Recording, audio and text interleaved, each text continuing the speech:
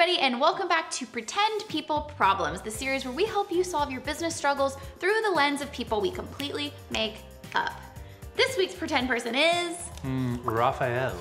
Raphael. Yes. Exotic. Yes. And Raphael loves to... Bake pizza, because he's Italian. Pizza. Yeah. What does he do for work? He's a yoga instructor, but a personal yoga instructor. Like he goes to people's houses and... Yeah. Cool. He has clients. Great job, love it. But the problem is that Raphael doesn't want to trade his time for money, so he wants to start doing some digital product business on the side, transition his business model from clients to digital products. Very good. So our pretend person, Raphael, needs our help solving one big problem. Raphael has been in business for a few years and he's making okay money, but he's exhausted all the time. Every hour he has is spent servicing his clients, and he doesn't have much time for enjoying life or even improving his business. He's ready to replace this client model with a more passive digital product model, but he has no idea where to start to make this transition. Fear not, Raphael.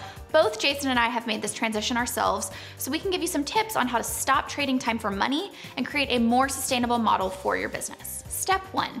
Make your existing client business as efficient as possible. Our guess is the biggest thing holding you back from making this move is time. If you're already on the hamster wheel of client work, carving out those extra hours to work on the digital product side of your business can be really hard, but it will never happen if you don't find those extra hours in your week. You find those extra hours by maximizing the efficiency of your client processes. Make sure you're estimating your time before each client project, that you're tracking your time as you complete the work, and that you're getting paid what you're worth for the time spent. If you can eliminate those overflow hours from projects that you thought would take 5 days to complete but actually took 7 days to complete, then you can devote those freed up hours to working on your digital products. And one way I like to streamline all of my client work is just to have Siri do it all. Okay, so Siri can't actually do all of your work? That's what you think. Ready? Hey Siri, what time do the Lakers play? The Lakers take on the Thunder at 7:30 p.m. That's fantastic. Thank you, Siri. You have a majestic accent. Actually not helpful for your business at all. Maybe to you. Step number 2. Carve out time every week dedicated to building a targeted audience around a specific topic.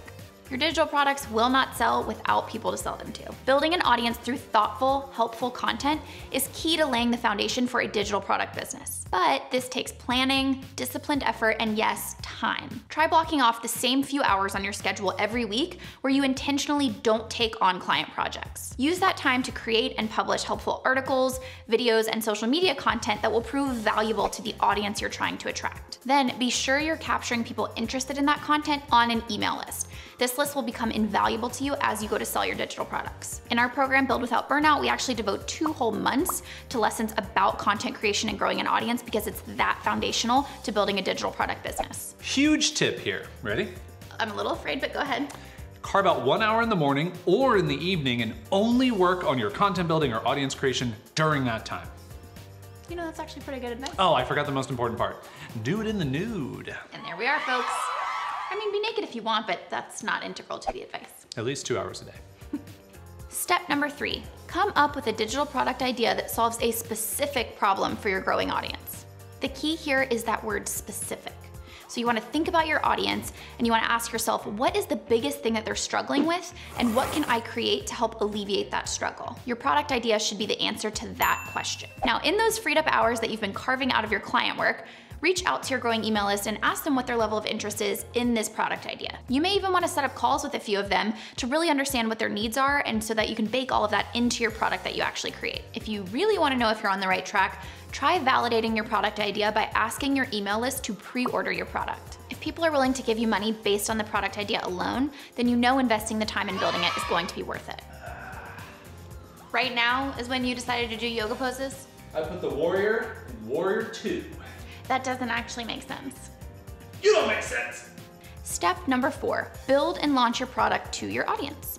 Once you feel you have a product idea that there's a real need for, you have to get to work building it. Again, I know this can be a challenge if you're already serving your existing clients, but remind yourself that this transition will never happen if you don't first dip your toe into the world of digital products and really lean into that side of your business. So carve out those hours, make a plan, show up to do the work, and show up consistently. Remember, your first product launch is actually just the beginning.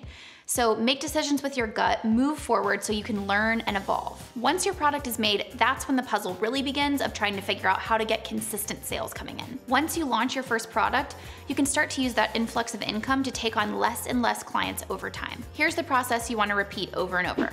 Carve out the time, grow your product, and then use the product income to offset one of your clients until you're only left with the clients that you really want to take on. I'm ready with the recap.